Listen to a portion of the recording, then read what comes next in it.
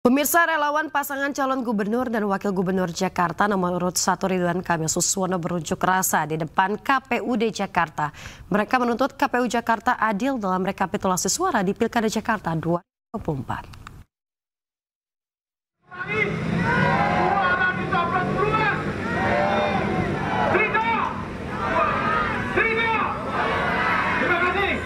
Masa pendukung pasangan Ridho menyampaikan keluhannya kepada KPU Jakarta atas penyelenggaraan Pilkada 2024. Mereka menilai banyak ketidakadilan yang terjadi dalam Pilgub Jakarta. Arif Rahman selaku koordinator relawan dan Ormas Ridho menganggap ada ketidaktransparan dan manipulasi dalam Pilkada Jakarta, salah satunya di wilayah Jakarta Timur. Adanya titik manipulasi ini.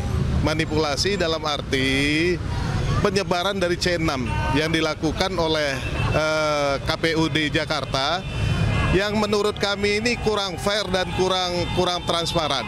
Yang mana satu, tidak melibatkan RT. Yang kedua adalah para warga Jakarta ini tidak mendapatkan C6 itu, misalnya orang yang sudah meninggal juga diberikan C6. Jadi menurut kami ini tidak fair dan tidak meratanya pembagian itu. Sementara itu, Komisioner KPUD Jakarta Astri Megatari menyatakan KPUD Jakarta masih menunggu rekomendasi dari Bawaslu terkait dugaan kecurangan yang dilaporkan tim Ridho.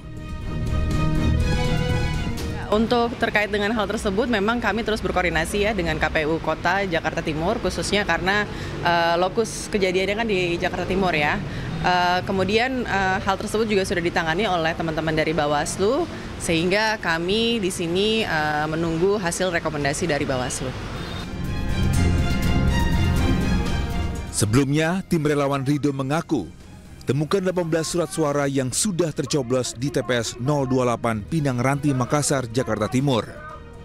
Meski KPUD Jakarta pastikan pelaku sudah dipecat, namun masa mendesak penegak hukum dan Bawaslu ungkap dugaan kecurangan di Pilkada Jakarta 2024. Dari Jakarta, Henry Aprila, Sutrisno, iNews melaporkan. Kita ke informasi berikutnya. Pleno penghitungan suara Pilkada Wali Kota Bekasi di kantor Kecamatan Bekasi Timur, Kota Bekasi, Jawa Barat berlangsung panas. Ya, saksi dari salah satu paslon meminta rekapitulasi suara ditunda. Permintaan ini memicu protes dari saksi paslon lainnya.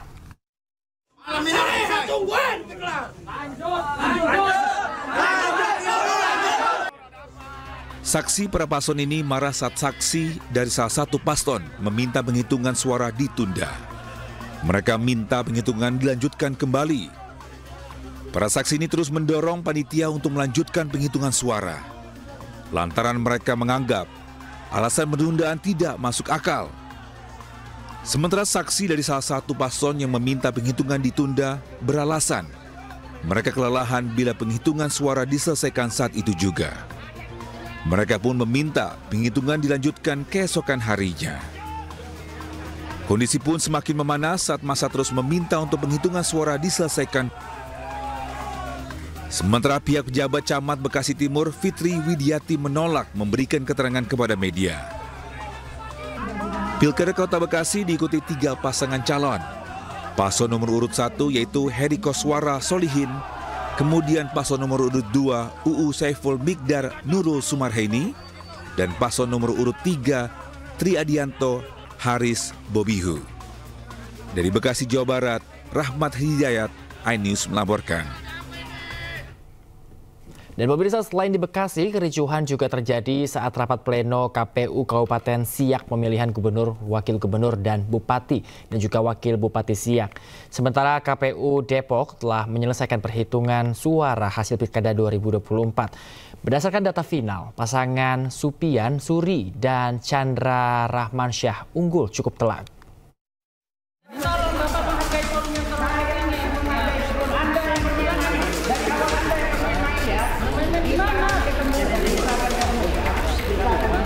Kericuan terjadi saat rapat pleno rekapitulasi perhitungan perolehan suara pada Pilkada 2024 yang baru saja dimulai di Gedung Kesenian Siak Riau.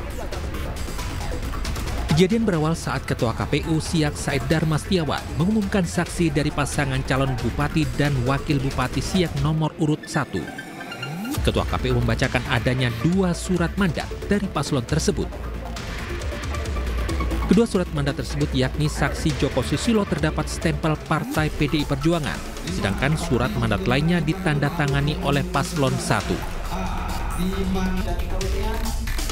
Sementara itu, Komisi Pemilihan Umum Daerah Kota Depok telah menyelesaikan rekapitulasi perhitungan suara hasil Pilkada 2024. Perolehan suara yang diraih pasangan calon wali kota dan wakil wali kota Depok nomor urut 2, Supian Chandra sebanyak 451.785 suara. Sedangkan kubu petahana yang diusung PKS dan Partai Golkar, Imam Budi Hartono Ririn Farabi memperoleh 396.863 suara. Jumlah suara sah tercatat sebanyak 848.648 suara, sedangkan suara tidak sah mencapai 32.364. Berdasarkan data ini, pasangan Supian Suri dan Chandra Rahman Syah unggul dalam perolehan suara. Sudah ditetapkan dan juga sudah kita buatkan surat keputusannya. Jadi kita menghormati apabila ada pihak yang tidak puas dengan keputusan KPU, ya silahkan melakukan upaya hukum. Rencananya calon kepala daerah Kota Depok terpilih akan dilantik pada 10 Februari tahun 2025. Dari Kabupaten Siak Riau dan Depok, Jawa Barat, Tim Liputan iNews melaporkan. Kita ke informasi berikutnya, pemirsa. Aksi unjuk rasa terkait kasus dugaan politik uang di pemilihan Bupati dan Wakil Bupati Tulang Bawang Lampung berlangsung ricuh. Massa menanyakan tindak lanjut KPU terhadap paslon terkait.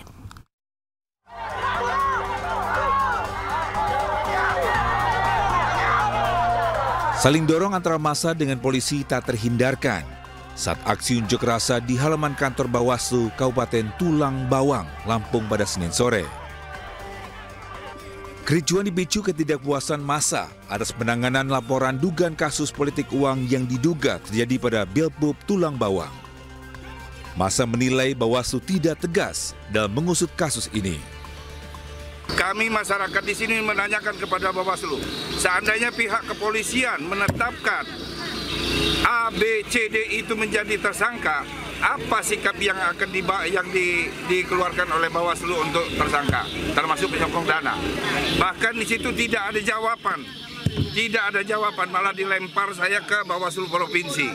Artinya Bawaslu di sini ini saya anggap tidak bekerja.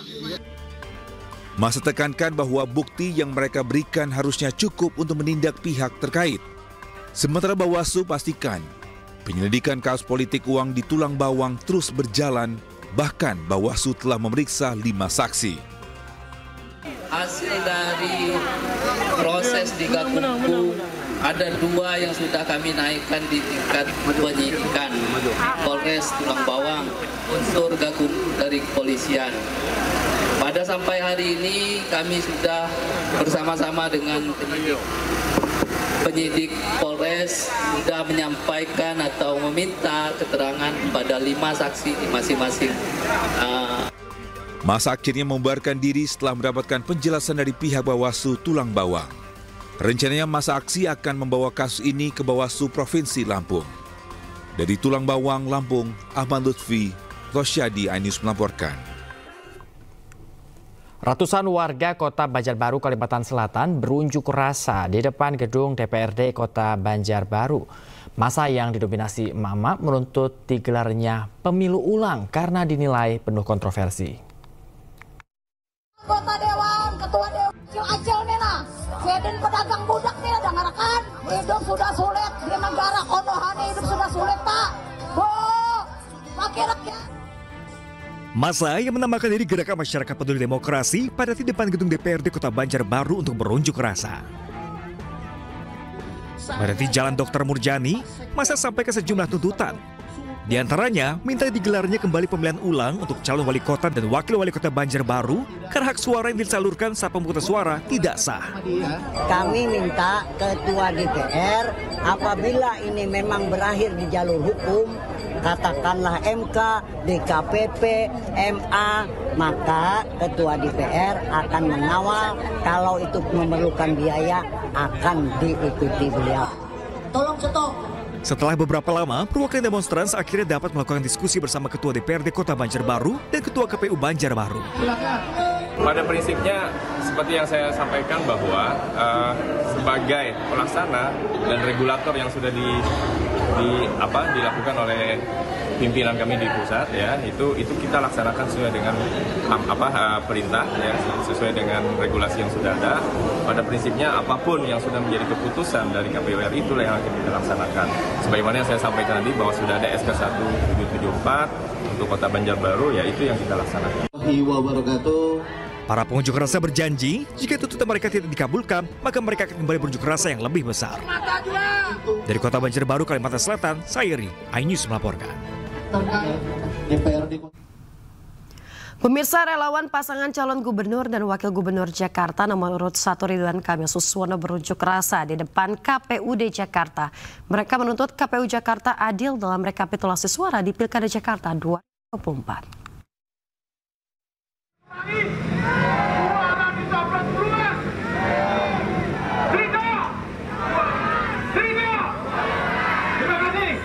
Masa pendukung pasangan Ridho menyampaikan keluhannya kepada KPU Jakarta atas penyelenggaraan Pilkada 2024. Mereka menilai banyak ketidakadilan yang terjadi dalam Pilgub Jakarta. Arif Rahman selaku koordinator relawan dan Ormas Ridho menganggap ada ketidaktransparan dan manipulasi dalam Pilkada Jakarta, salah satunya di wilayah Jakarta Timur. Adanya titik manipulasi ini. Manipulasi dalam arti penyebaran dari C6 yang dilakukan oleh KPUD Jakarta yang menurut kami ini kurang fair dan kurang transparan. Yang mana satu, tidak melibatkan RT. Yang kedua adalah para warga Jakarta ini tidak mendapatkan C6 itu, misalnya orang yang sudah meninggal juga diberikan C6. Jadi menurut kami ini tidak fair dan tidak meratanya pembagian itu. Sementara itu, Komisioner KPUD Jakarta Astri Megatari menyatakan KPUD Jakarta masih menunggu rekomendasi dari Bawaslu terkait dugaan kecurangan yang dilaporkan tim Ridho. Untuk terkait dengan hal tersebut, memang kami terus berkoordinasi ya dengan KPU Kota Jakarta Timur, khususnya karena lokus kejadiannya kan di Jakarta Timur ya. Kemudian hal tersebut juga sudah ditangani oleh teman-teman dari Bawaslu, sehingga kami di sini menunggu hasil rekomendasi dari Bawaslu. Sebelumnya, tim relawan Ridho mengaku temukan 18 surat suara yang sudah tercoblos di TPS 028 Pinang Ranti, Makassar, Jakarta Timur. Meski KPUD Jakarta pastikan pelaku sudah dipecat, namun massa mendesak penegak hukum dan Bawaslu ungkap dugaan kecurangan di Pilkada Jakarta 2024. Dari Jakarta, Henry Aprila, Sutrisno, iNews melaporkan. Pemirsa, pasangan Cagup-Cawagup Jakarta Pramono Rano unggul sementara pada rekapitulasi tingkat kecamatan. Pram Rano unggul di 42 kecamatan dari total 44 kecamatan yang ada di Jakarta.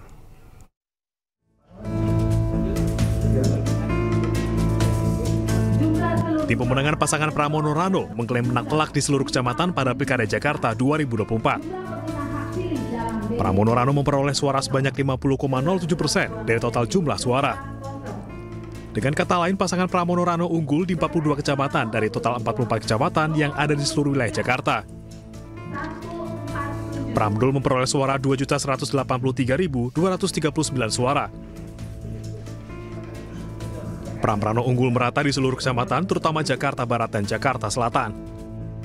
Pasangan nomor urut 3, Mas Pram Bangdul, memperoleh suara, saya sebutkan ya, untuk paslon 3, 2.183.239 suara, sama dengan 5,007%. Nah, 50,07 atau 5,007%. Menurut KPU Jakarta, penghitungan suara tingkat kecamatan sudah rampung 100%. Sementara rekapitulasi suara tingkat provinsi dijadwalkan pada 7 Desember mendatang. Dari Jakarta, tim liputan iNews melaporkan.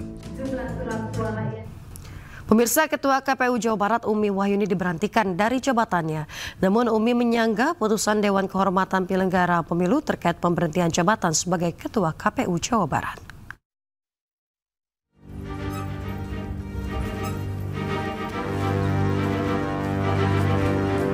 Setelah pembacaan putusan pemberhentian Umi Wahyuni sebagai Ketua KPU Jawa Barat oleh Dewan Kehormatan Penyelenggara Pemilu atau DKPP, Umi Wahyuni menyebut jika dirinya masih menjabat sebagai Ketua KPU Jawa Barat. Hal ini dikarenakan Umi belum menerima surat pemberhentian dari KPU RI. Menurut Ketua KPU Jawa Barat, dirinya tidak mengetahui jika ada yang melaporkan ke Gakumdu. Meski demikian, Umi menyanggah atas putusan DKPP terkait pemberhentian jabatan sebagai Ketua KPU Jawa Barat.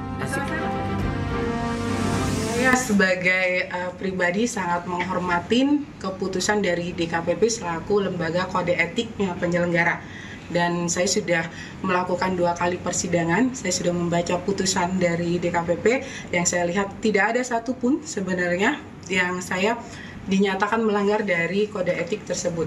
Saya tidak tahu kenapa putusannya sedemikian rupa, tetapi secara pribadi dan secara personal saya juga berhak untuk mendapatkan keadilan. Nanti ketika sudah ada putusan dari KPRI, insya Allah saya akan melakukan banding terkait dengan apa yang diputuskan oleh DKPP melalui PT UN. Sementara Komisioner KPU Jawa Barat Abdullah Syafi'i memastikan bahwa proses tahapan pilkada yang sedang berjalan tidak akan terganggu. KPU Jawa Barat tetap solid dan menghormati keputusan Dewan Kehormatan Penyelenggara Pemilu atau DKPP RI karena bersifat final dan mengikat. Kami memastikan itu tidak akan mengganggu tahapan yang sekarang sedang berlangsung untuk tahapan pemilihan gubernur dan wakil gubernur maupun tahapan yang berlangsung di kabupaten kota sekarang. Saya kira kita punya sistem, kita punya personil, kita punya tim sekretariat yang tangguh, kita juga ada tim KPU juga masih tetap utuh bertujuh. Kita akan tetap menyelenggarakan seluruh tahapan itu sebaik-baiknya. Diberitakan sebelumnya DKPP memutuskan Umi Wahyuni untuk diberhentikan dari jabatan Ketua KPU Jawa Barat dikarenakan melanggar kode etik. Putusan ini diumumkan pada hari Senin kemarin. Dari Bandung dan Cirebon, Jawa Barat, Ervan David dan Miftahudin, iNews melaporkan. Sebelumnya Dewan Kehormatan Penyelenggara Pemilu memecat Ketua KPU Jawa Barat, Umi Wahyuni dari jabatannya. Umi dinilai terbukti melanggar kode etik dan pedoman perilaku penyelenggaraan pemilu. Menjatuhkan sanksi peringatan keras dan pemberhentian dari jabatan Ketua kepada Teradu Umi Wahyuni selaku Ketua merangkap anggota KPU Provinsi Jawa Barat terhitung sejak putusan ini dibacakan. 3. Memerintahkan Komisi Pemilihan Umum untuk melaksanakan putusan ini sepanjang terhadap Teradu paling lama 7 hari sejak putusan ini dibacakan. 4. Memerintahkan Badan Pengawas Pemilihan Umum untuk mengawasi pelaksanaan putusan ini. Pemirsa, Majelis Kehormatan Dewan DPR menjatuhkan sanksi ringan terhadap anggota Komisi 1 DPR RI Julius Setiarto terkait Partai Coklat di Pilkada 2024. MKD menyebut Julius terbukti melanggar etik melalui pernyataannya yang diunggah melalui media sosial TikTok. Pemirsa, Majelis Kehormatan Dewan MKD menggelar sidang kode etik Julius Setiarto terkait aduan dugaan pelanggaran kode etik berupa pernyataan Parcok atau Partai Coklat yang menuduh institusi Polri menggalang dukungan pada Pilkada 2024. Dalam sidang diputuskan Julius terbukti melanggar etik dan mendapat sanksi teguran tertulis.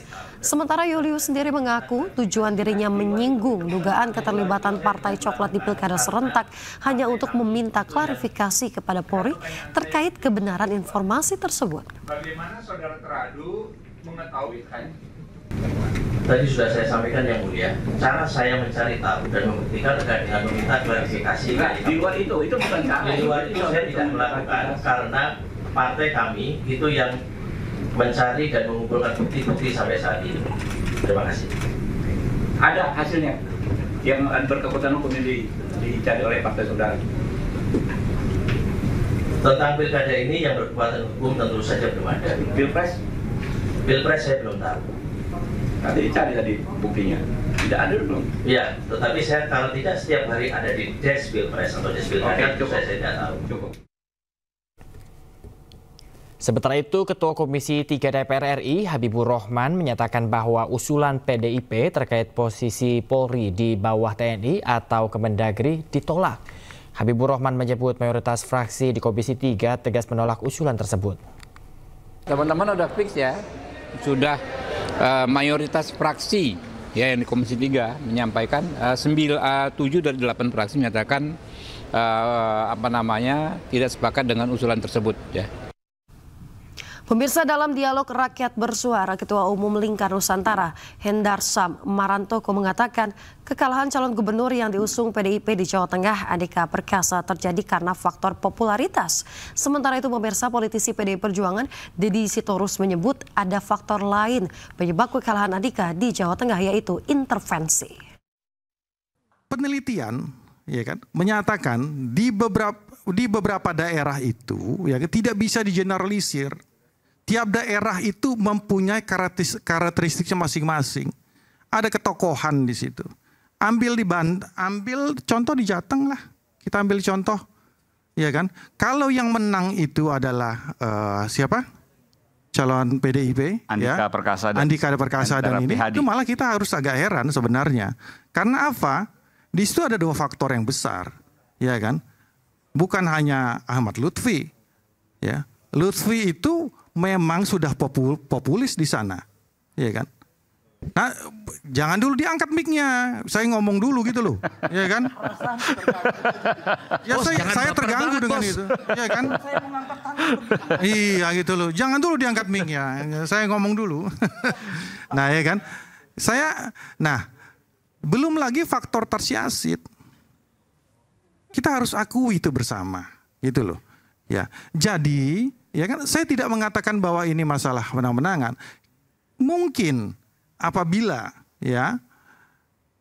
proses pilkada ini dilaksanakan 2-3 bulan ke depan, mungkin Andika bisa menyusul. Tapi dia tidak populis di sana.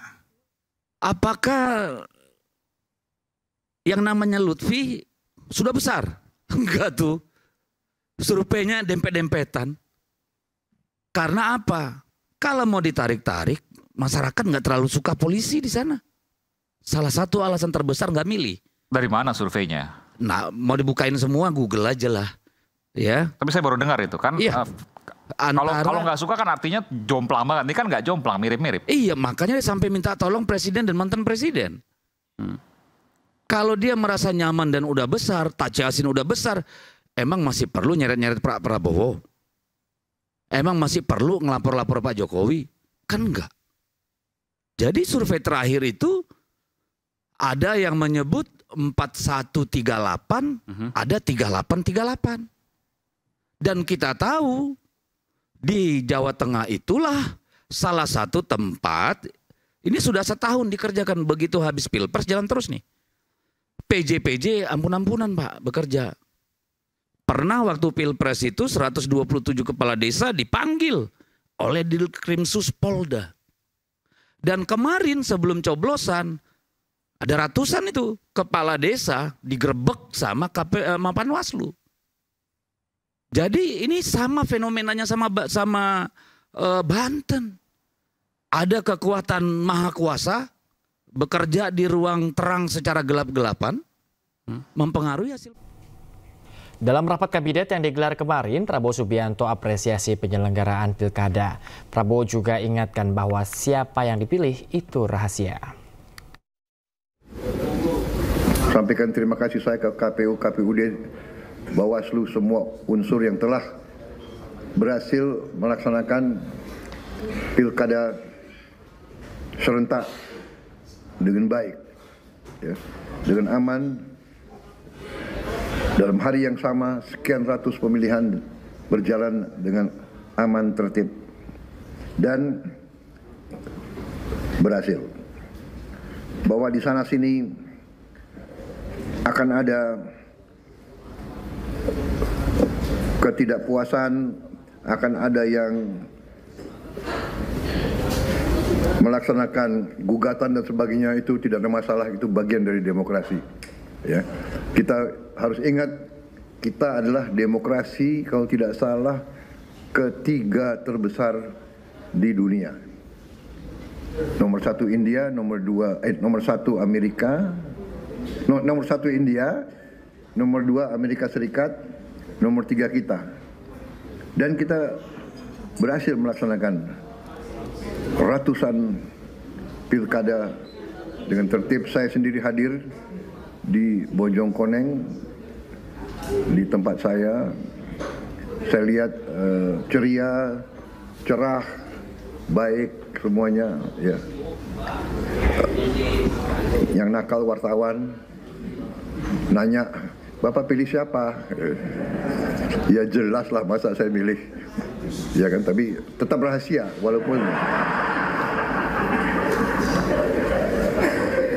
Jadi pemilihan itu langsung, umum, bebas, dan rahasia. Jadi wartawan jangan nanya-nanya saya pilih. Kita akan ke informasi berikutnya, di mana akses jalan penghubung antar desa di Kecamatan Patia, Kabupaten Pandeglang, Banten terputus akibat aliran sungai Cilember yang meluap. Kendaraan yang memaksa untuk melintas dibantu warga dengan menaikkan kendaraannya ke perahu yang terbuat dari pohon pisang.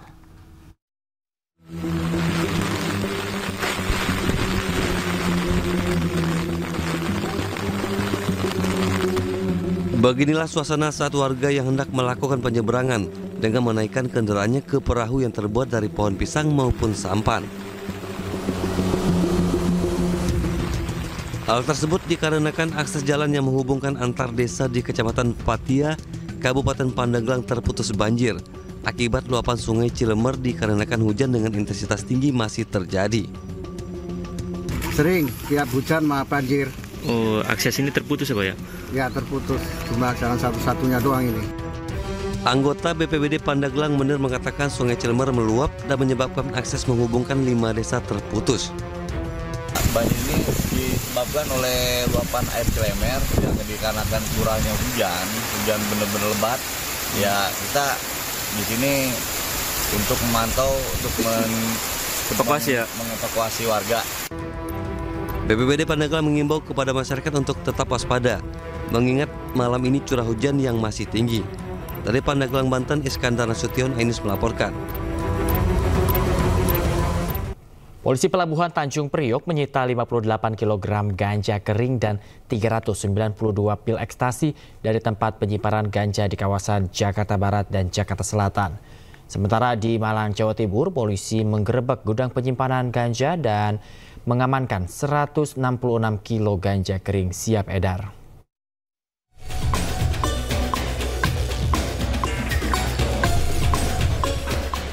Sementara itu, Satuan Reserse Narkoba Polres Pelabuhan Tanjung Priok, Jakarta Utara menggerebek sebuah kamar indekos di kawasan Jakarta Barat dan Jakarta Selatan yang dijadikan tempat penyimpanan puluhan kilogram ganja. Dari penggerebekan, petugas menyita 58 kg ganja kering dan 392 pil ekstasi. Menurut keterangan 4 tersangka, narkotika ini dikirim dari Aceh melalui jasa ekspedisi. Rencananya narkoba ini akan diedarkan pada perayaan malam pergantian tahun. Untuk keterangan tersangka melalui ekspedisi, dan ini pun kami sudah bekerja sama dengan ekspedisi untuk memonitor apabila ada barang-barang lain yang akan melewati akan biasanya ini barang-barang seperti ini begitu nyampe dia akan habis. Untung saja pada saat itu tim berhasil menangkap pada saat barang ini masih disimpan oleh para tersangka. Saat ini polisi memburu bandar besar berinisial DY, BN, dan MI. Dari Jakarta, Sofian Firdaus, Ainus melaporkan.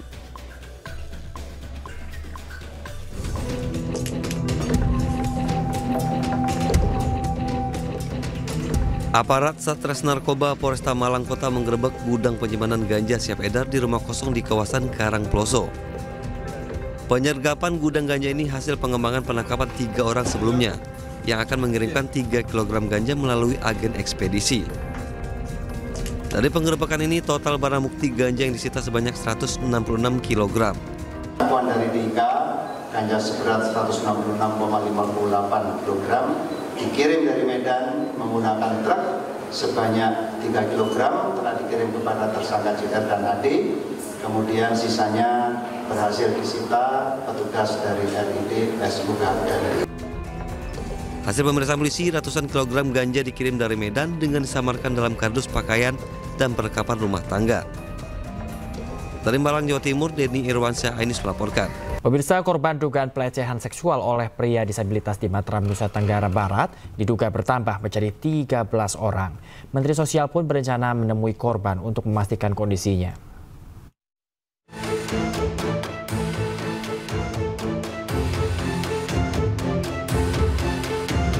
Korban dugaan pelecehan seksual oleh IWAS alias Agus Buntung, seorang pria disabilitas di Mataram, Nusa Tenggara Barat, dilaporkan bertambah menjadi 13 orang. Hal ini disampaikan oleh Komisi Disabilitas Daerah atau KDD Nusa Tenggara Barat. KDD NTB juga menyebut kasus dugaan pelecehan seksual oleh tersangka disabilitas sangat bisa terjadi. Meski demikian, KDD NTB tetap memastikan akan melindungi hak-hak penyandang disabilitas tersebut. Memang mampu, karena Undang-Undang TPKS sendiri itu juga cukup panjang. Berbeda dengan 285 yang jelas itu menyatakan bahwa itu ada kekerasan dan ancaman kekerasan, tapi di pasal 6C itu cukup luas, termasuk korban, termasuk pelaku dalam hal ini, meskipun dia disabilitas, dia memiliki kemampuan, memiliki kualifikasi untuk melakukan tindak pidana. Pendamping korban juga mengidentifikasi jumlah korban yang sama, yaitu 13 orang. 3 orang korban terakhir telah memberikan keterangan kepada polisi. Ya, jadi per hari ini kami sudah mengidentifikasi sejumlah 13 korban, tapi memang dari 13 korban ini beberapa memberikan keterangan ke kepolisian. Jadi sebelumnya ada pelapor dengan 2 orang korban yang bersedia menjadi saksi, tapi per hari ini ada 3 lainnya yang kemudian memberikan keterangan ke kepolisian, seperti itu. Menteri Sosial Saifullah Yusuf pun angkat bicara terkait kasus ini. Ia menyerahkan penanganan kasus ini sepenuhnya kepada kepolisian dan berencana mengagendakan pertemuan dengan para korban. Oh iya, kita serahkan ke polisi ya, jadi kita mesti bersabar, kita juga tidak boleh ambil kesimpulan sendiri-sendiri, kita ikuti proses hukum. Saya percaya polisi akan bekerja secara profesional. Belum saya cek, tapi kita akan coba. Tetapi sekali lagi supaya tidak ada spekulasi, kita serahkan saja ke proses hukum. Kita percayakan kepada polisi, ya. Nah nanti insya Allah dalam waktu dekat Pak Dirjen dengan Komisi Disabilitas Nasional akan berkunjung sana untuk bertemu dengan korban. KDD NTB menyatakan tentang waktu kejadian dugaan pelecehan seksual dimulai sejak tahun 2022 hingga 2024. Meski sejauh ini korban diduga berjumlah 13 orang, polisi menetapkan Agus sebagai tersangka atas kasus dugaan pelecehan seksual terhadap salah satu korban, MA, di sebuah homestay di Mataram. Tim Liputan iNews melaporkan. Pemirsa, audisi Miss Indonesia 2025 dihelat di sejumlah kota besar di Indonesia. Rangkaian ajang kecantikan bergengsi ini hadir di Kota Bandung, Jawa Barat selama 2 hari, serta diikuti oleh puluhan wanita berparas cantik dan bertalenta. Audisi Miss Indonesia 2025 digelar selama 2 hari di Kota Bandung, Jawa Barat. Pada gelaran hari pertama audisi ajang kecantikan bergengsi ini, para peserta yang rata-rata berasal dari Kota Kembang nampak antusias menjalani sejumlah tes. Rangkaian tahapan seleksi dijalankan mulai dari pengukuran tinggi dan berat badan, wawancara, hingga sesi foto dan video yang digelar di Hotel El Royal Bandung. Motivasi saya mengikuti Miss Indonesia adalah karena saya ingin melihat makna sesungguhnya menjadi seorang perempuan. Saya ingin menjadi seorang perempuan yang tidak hanya memajukan diri saya sendiri, tetapi juga memajukan perempuan-perempuan lainnya. Selain mereka itu memiliki berbagai motivasi dari komunitas-komunitas yang sudah mereka lakukan, kemudian juga mereka punya visi misi yang bagus sekali yang tentunya itu sangat potensial apabila dikembangkan di Yayasan Miss Indonesia. Sementara pada hari kedua pelaksanaannya, para peserta audisi Miss Indonesia 2025 banyak berasal dari perwakilan sejumlah kampus atau perguruan tinggi hingga karyawan swasta. Aku harap dengan mengikuti audisi ini, aku ingin bisa motivasi orang-orang yang lain dan semoga ajang Miss Indonesia ini bisa menjadikan platform untuk aku, jembatan untuk aku untuk menginspirasi yang lain. Oke, untuk penjuriannya mungkin dari mereka prosesnya cukup panjang ya sebetulnya. Jadi ada proses registrasi, kemudian ada beberapa tes yang harus dijalani mereka, dari tes tertulis, kemudian ada interview, wawancara, dan mungkin nanti ada beberapa tahapan selanjutnya yang akan dilaksanakan oleh masing-masing finalis. Ajang pencarian bakat bergengsi Miss Indonesia 2025 tidak hanya mencari wanita berparas cantik dan menarik, namun juga yang memiliki integritas, berjiwa sosial, serta dapat menginspirasi para kaum wanita Indonesia lainnya. Dari Bandung, Jawa Barat, Billy Maulana Fikran, iNews melaporkan. Anda kembali di iNews Pagi. Pemirsa, 25 anggota TNI Batalion Armet 2 Kilap Sumagan menjadi tersangka dugaan penyerangan warga di Deli Serdang, Sumatera Utara. Peristiwa bermula saat personel TNI menegur geng motor yang mengganggu ketertiban jalan.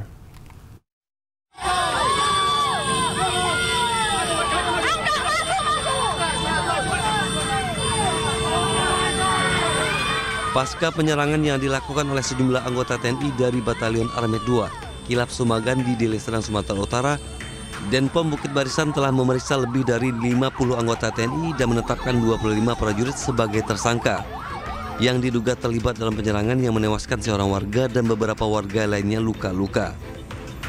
Letjen TNI Muhammad Hasan mengungkapkan prajurit yang terlibat akan diproses hukum sesuai aturan. Menurutnya penanganan kasus ini sudah transparan dan ia juga menyampaikan permohonan maaf kepada masyarakat umum terkhusus para korban atas penyerangan tersebut. Yang kita periksa itu lebih dari 50, tapi yang sudah terindikasi, jadi ya mohon maaf, memang ini prosesnya agak lama karena kan kita memilah-milahkan, memisah-misahkan karena kita tidak boleh salah dalam menegakkan hukum gitu ya, mengambil keputusan karena ini kan nanti akan kita limpahkan ke pengadilan. Kodam Bukit Barisan juga sudah menerima rekomendasi serta hasil temuan dari Komnas HAM dan LPSK. Hingga kini proses pemeriksaan masih berlanjut. Dari Medan, Sumatera Utara, Aminur Rashid, iNews melaporkan.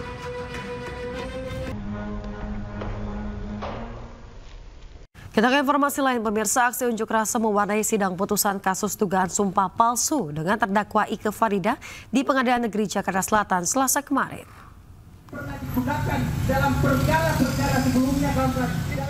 Aksi massa meminta majelis hakim memutus perkara sesuai fakta hukum. Dalam sidang putusan tersebut, majelis hakim menjatuhkan vonis 5 bulan penjara lebih ringan dari tuntutan jaksa penuntut umum yang menuntut 1 tahun 6 bulan penjara kepada terdakwa Ike Farida. Dengan hasil putusan tersebut, Ike Farida akan mengajukan banding.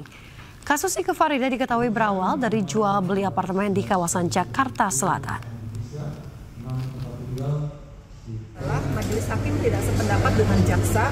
Jaksa hanya menuntut bahwa saya melakukan tindak pidana 242 ayat 1 yaitu sumpah palsu, tapi majelis hakim menambahkan dengan dakwaan kedua yaitu ada pasal 455 ayat 1 tentang penyertaan. Cuman yang jelas saya menyayangkan bahwa ini adalah bagian dari mafia peradilan. Saya harus katakan itu dan demi Allah, bismillahirrahmanirrahim, saya akan banding meskipun hukumannya dikatakan. Komisi Pemberantasan Korupsi telah resmi menetapkan 3 orang tersangka usai menggelar operasi tangkap tangan di lingkungan pemerintahan Kota Pekanbaru.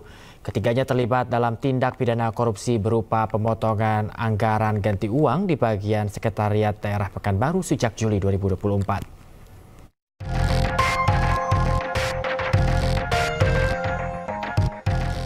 Komisi Pemberantasan Korupsi resmi menetapkan penjabat wali kota Pekanbaru, Risnandar Mahiwa, serta Indra Pomi Nasution Sekda Pekanbaru dan pelaksanaan tugas Kabak Umum Setda Kota Pekanbaru Novim Karmila sebagai tersangka. KPK menduga ketiganya terlibat dalam tindak pidana korupsi berupa pemotongan anggaran ganti uang di bagian Sekretariat Daerah Pekanbaru sejak Juli 2024. Total KPK mengamankan 9 orang serta uang senilai 6,8 miliar. Dari rangkaian tersebut, tim KPK mengamankan total 9 orang, yakni 8 orang di wilayah Pekanbaru dan 1 orang di wilayah Jakarta, serta sejumlah uang dengan total sekitar 6.820 juta rupiah. KPK selanjutnya melakukan serangkaian pemeriksaan dan telah menemukan bukti permulaan yang cukup untuk menaikkan perkara ini dari tahap penyelidikan menjadi tahap penyidikan. Dengan menetapkan 3 orang tersangka, yaitu Saudara RM selaku pejabat wali kota Pekanbaru, Saudara IPN selaku Sekretaris Daerah Kota Pekanbaru, Saudara NK selaku PLT Kabag Umum Setda Kota Pekanbaru. Ketiga tersangka resmi ditahan untuk 20 hari pertama, sejak 3 sampai dengan 22 Desember 2024. Ketiganya diduga melanggar pasal 12F dan pasal 12B Undang-Undang tentang Pemberantasan Tindak Pidana Korupsi. Dari Jakarta, tim liputan iNews melaporkan. Pemirsa, Presiden Prabowo Subianto menggelar pertemuan dengan sejumlah pengusaha US Asian Business Council di Istana Jakarta. Di hadapan para pengusaha ini, Prabowo menyatakan puas dengan kinerja para anggota kabinetnya. Pemirsa, Presiden Prabowo yang didampingi sejumlah menterinya menyalami satu persatu para pengusaha US Asian Business Council di Istana Kepresidenan Jakarta.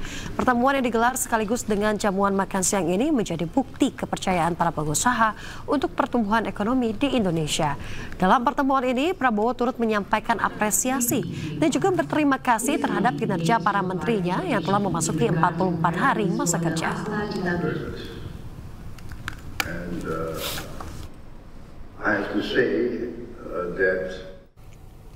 Rapat Pimpinan Nasional Kamar Dagang dan Industri Indonesia telah sukses digelar serta menghasilkan sejumlah kesepakatan yang berfokus kepada pertumbuhan makroekonomi dan menekan angka kemiskinan di Indonesia, pemirsa. Dalam Rapimnas yang dipimpin langsung Ketua Umum Anindya Bakri ini juga resmi mengukuhkan kepengurusan Kadin Indonesia periode masa jabatan 2024 hingga 2029.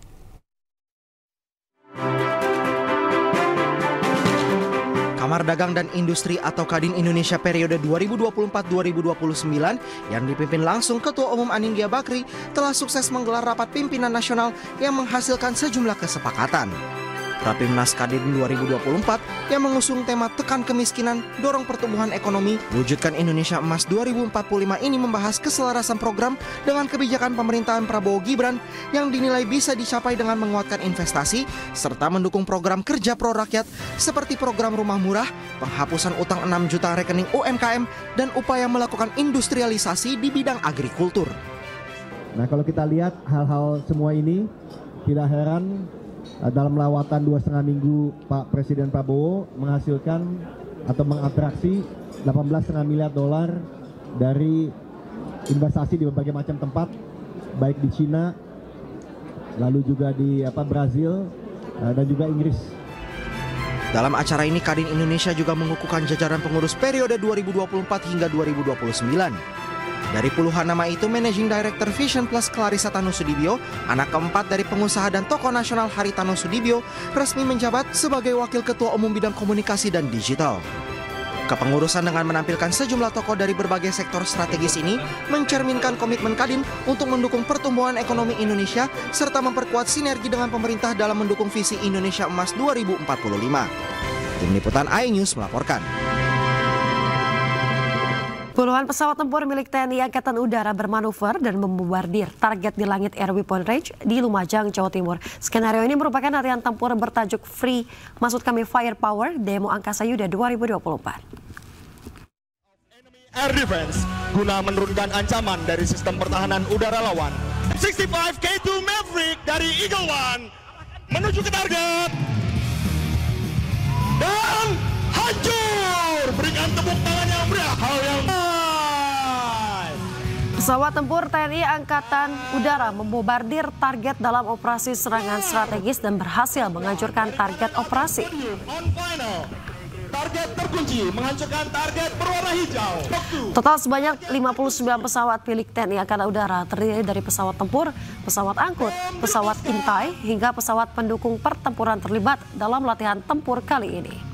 Latihan tempur juga melibatkan sebanyak 2.512 prajurit TNI AU dari berbagai kesatuan. Pesawat Sukhoi 30 pada hari ini membawa bom B-100L dengan jelas Bajra Flight dengan Echelon Formation. Total ada 16 misi untuk menunjukkan dan keterpaduan satuan di medan latihan. Latihan tempur ini dirancang untuk membina kemampuan sekaligus mempersiapkan kekuatan udara secara efektif dan juga efisien dalam menjaga kedaulatan wilayah udara Republik Indonesia.